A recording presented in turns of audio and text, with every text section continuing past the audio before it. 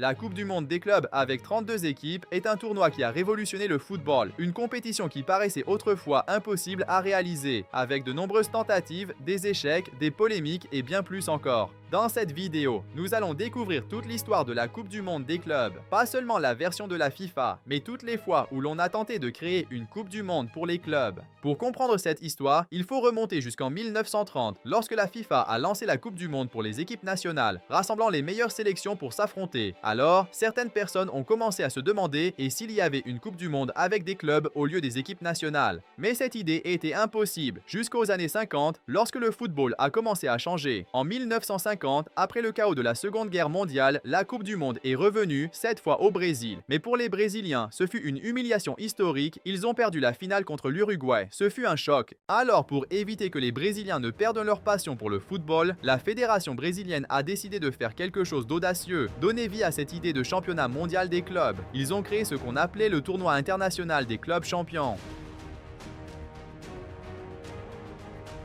L'idée était audacieuse, réunir les 16 meilleurs clubs d'Europe et d'Amérique du Sud pour se disputer un seul trophée, une sorte de répétition de la Coupe du Monde, mais avec des clubs. Mais imagine, ce n'était pas facile de faire venir toutes les équipes au même endroit, alors ils ont décidé de réduire le format à seulement 8 clubs, venus du Brésil, d'Uruguay, d'Espagne, d'Angleterre, de Suède, du Portugal et ainsi de suite. Sur le papier, c'était génial. Mais ensuite, les problèmes ont commencé à apparaître. De nombreux clubs qui étaient champions de leur championnat national comme Tottenham, l'Atlético Madrid, le Milan, Malmö, etc.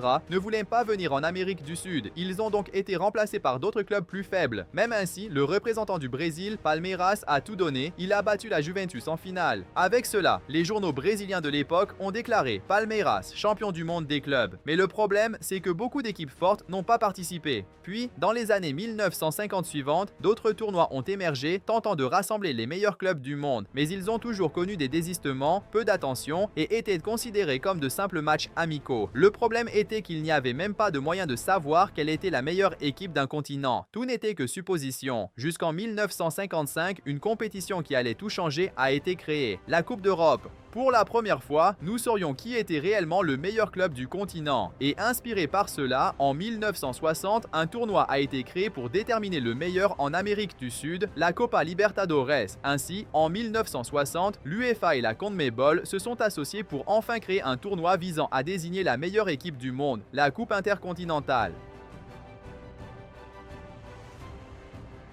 Europe contre Amérique du Sud, le vainqueur serait considéré comme la meilleure équipe du monde. Cependant, il n'a pas fallu longtemps pour que ce tournoi révèle de sérieux problèmes. Ainsi, la première édition a opposé le Real Madrid, mené par Di Stéfano, à Peñarol de l'Uruguay. La confrontation se jouait en aller-retour. Le Real Madrid est allé en Uruguay où le match s'est terminé sur un nul et lors du match retour au Bernabéu, ce fut un massacre 5-1 pour les Espagnols. Mais au lieu d'une domination européenne, la compétition est devenue vraiment équilibrée. Peñarol en 1961, Santos de Pelé 2 fois de suite, puis 2 titres consécutifs pour l'Inter Milan, 3 titres sud-américains d'affilée et 1 pour Milan. Mais le tournoi avait un énorme problème, la violence, au point qu'en 1969, contre l'Argentin Estudiantes, l'attaquant de Milan s'est fait casser le nez. Mais le plus gros problème de ce nouveau tournoi a vraiment commencé à se faire sentir dans les années 70. L'idée était de faire s'affronter le meilleur d'Amérique du Sud contre le meilleur d'Europe. Mais en 1971, National de l'Uruguay a affronté, devinez qui? Panathinaikos. Oui, Panathinaikos de Grèce n'a jamais été champion d'Europe. Le vrai vainqueur cette année-là était l'Ajax, qui a littéralement refusé de participer. Et au grand désespoir de la Confédération sud-américaine, ce ne serait pas la seule fois. En 1973, l'Ajax a de nouveau refusé de participer, la Juventus prenant leur place. En 1974, le Bayern a refusé, remplacé par l'Atlético Madrid. Et en 1975, le tournoi n'a même pas eu lieu. Enfin, en 1976, le Bayern a décidé de jouer, se rendant jusqu'au Brésil pour remporter le titre. Mais cela n'a pas duré longtemps. En 1977, Mönchengladbach est allé à la place de Liverpool. En 1978, le tournoi n'a encore une fois pas eu lieu. Et en 1979, Nottingham Forest fut un autre club européen à refuser de participer. Le fait que la confrontation se joue en aller-retour faisait réfléchir les Européens à 2 fois avant d'accepter. Ils devaient parfois se rendre jusqu'en Amérique du Sud dans un environnement parfois hostile. De plus, il n'y avait pas beaucoup d'argent à gagner pour les motiver, alors ils préféraient se concentrer sur leur propre championnat. Si rien n'était fait, la Coupe intercontinentale allait littéralement disparaître. Jusqu'en 1980, l'UEFA et la CONMEBOL ont trouvé une solution. Pour ça,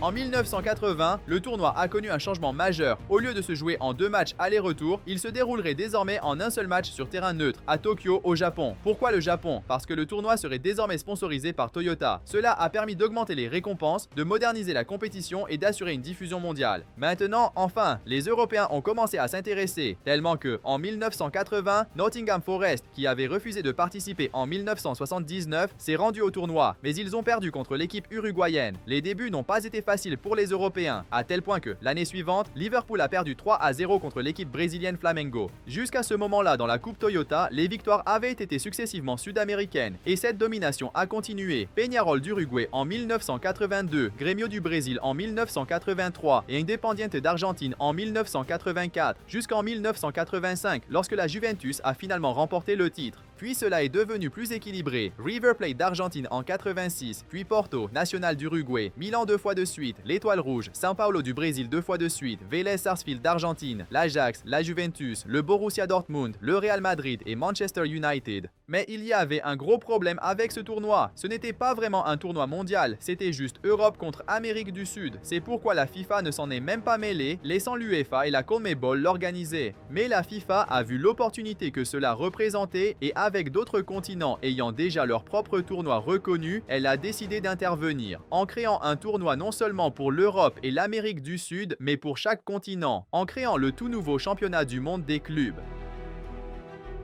La première Coupe du Monde des clubs de la FIFA. Pour ce nouveau tournoi qui allait se dérouler en 2000, ils ont invité le champion de la Copa Libertadores de 98 et le vainqueur de la Ligue des Champions de 1999, le Manchester United. Mais en plus d'eux, ils ont aussi invité le champion africain Raja Casablanca, Al Nassr d'Asie, Necaxa de la CONCACAF, South Melbourne d'Australie et même le Real Madrid, champion de la Coupe intercontinentale 1998. Littéralement, les meilleurs de chaque continent. Et par coïncidence, le lieu serait le même que cette première tentative de créer un championnat mondial des clubs 50 ans plus tôt, le Brésil. Ils ont donc aussi invité Corinthians pour les représenter en tant qu'équipe locale. Le tournoi comprenait 8 équipes réparties en 2 groupes de 4 où à la fin, les meilleures équipes de chaque groupe se qualifiaient pour la finale. Ça pourrait même être Manchester United contre le Real Madrid, mais les Brésiliens ont dominé. Vasco et Corinthians ont terminé en tête de leur groupe. La première finale de la Coupe du Monde des clubs fut un match entièrement brésilien où Corinthians a remporté le titre au tir au but grâce au gardien Dida. Mais cette année-là, quelque chose de très étrange s'est produit, car Corinthians n'est pas la seule équipe à pouvoir se réclamer championne du monde 2000. Même avec le tournoi de la FIFA, la Coupe intercontinentale n'a pas cessé. En 2000, elle a eu lieu comme d'habitude, avec Boca Juniors d'Argentine qui a battu le Real Madrid. Oui, 2 tournois se déroulaient en même temps. Mais la FIFA ne s'en est pas souciée. Elle a programmé une autre édition du championnat du monde de la FIFA pour 2001. Le plan était de l'organiser chaque année, cette fois en Espagne. Mais la même année où le tournoi devait avoir lieu, la société chargée de tout le marketing a littéralement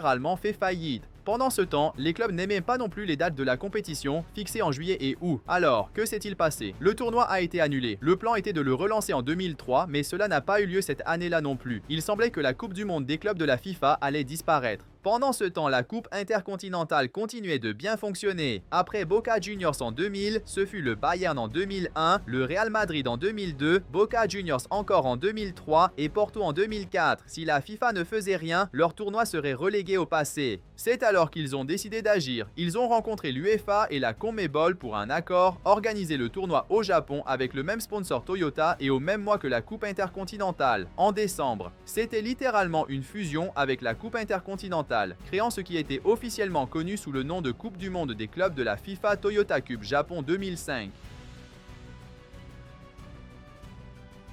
Après 44 ans, l'ancienne coupe intercontinentale était terminée. Désormais, la Coupe du Monde des clubs de la FIFA revenait, mais avec un format très différent de celui de 2000. Au lieu de 2 groupes où tout le monde s'affrontait, les vainqueurs de la Ligue des Champions et de la Copa Libertadores allaient directement en demi-finale, tandis que les équipes des autres continents jouaient un match pour déterminer qui passerait en demi-finale. Ainsi, au lieu de devoir jouer 4 matchs pour devenir champion, les équipes sud-américaines ou européennes n'avaient qu'à en jouer 2. Lors de cette édition, Liverpool a battu Deportivo Saprissa du Costa Rica et São Paulo a battu Al Ittihad pour se qualifier en finale. Une fois de plus, ce serait Europe contre Amérique du Sud, où les Brésiliens ont surpris tout le monde.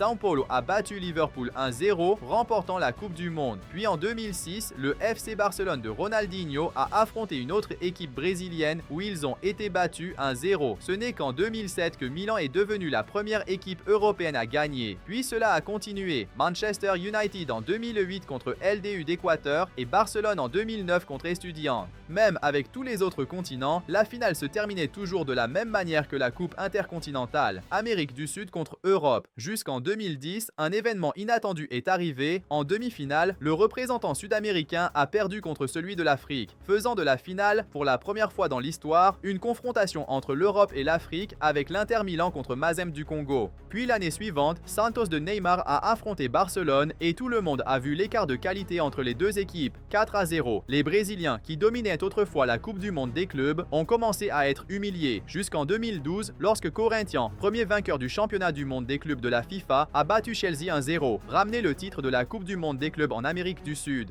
Ainsi, l'année suivante, tout le monde espérait qu'Atlético Mineiro reproduirait cet exploit, surtout avec Ronaldinho dans l'équipe. Mais la réalité était différente. Après le titre brésilien en 2012, en 2013, le représentant sud-américain est retombé encore une fois en demi-finale et ils n'ont jamais réussi à remporter le titre à nouveau. En 2013, c'était le Bayern Munich, en 2014 le Real Madrid, en 2015 Barcelone, puis le Real Madrid 3 fois de suite et enfin Liverpool. La vérité, c'est que la Coupe du Monde des clubs manquait de compétitivité. Les Européens la dominaient. Le titre semblait être une simple formalité pour les équipes européennes et les gens ne le célébraient plus autant. Si la FIFA voulait que le monde porte un réel intérêt à ce tournoi, elle devait une nouvelle fois effectuer des changements et cette fois, elle a opéré une modification si importante qu'elle a surpris tout le monde. En 2019, la FIFA a annoncé un immense nouveau tournoi. Au lieu de 7 équipes, ils allaient créer une super coupe du monde des clubs avec 24 équipes, comprenant plusieurs clubs européens qui se tiendraient tous les 4 ans. Une vraie coupe du monde, dont la première édition était prévue pour juin 2021 en Chine. Cela signifiait que la petite coupe du monde des clubs touchait à sa fin, mais seulement un an après l'annonce de cette nouvelle coupe du monde des clubs, l'année 2020 est arrivée. Ainsi, bien sûr, la super coupe du monde des clubs 2021 a été annulée. Cela a donné une vie supplémentaire à cette plus petite coupe du monde des clubs. Le Bayern Munich a remporté le titre en 2020, Chelsea en 2021, le Real Madrid en 2022 et Manchester City en 2023.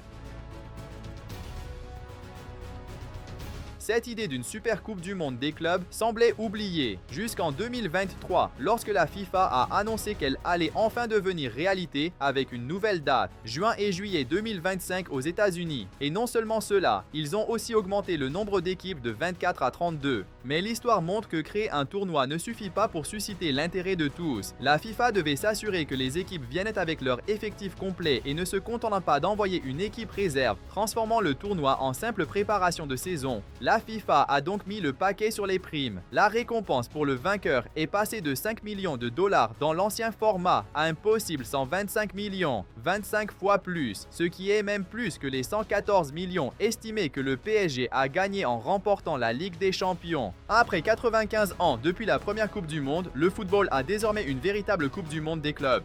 Alors, avez-vous aimé cette vidéo? Je pense que vous allez aimer celle-ci aussi. Merci d'avoir regardé et au revoir.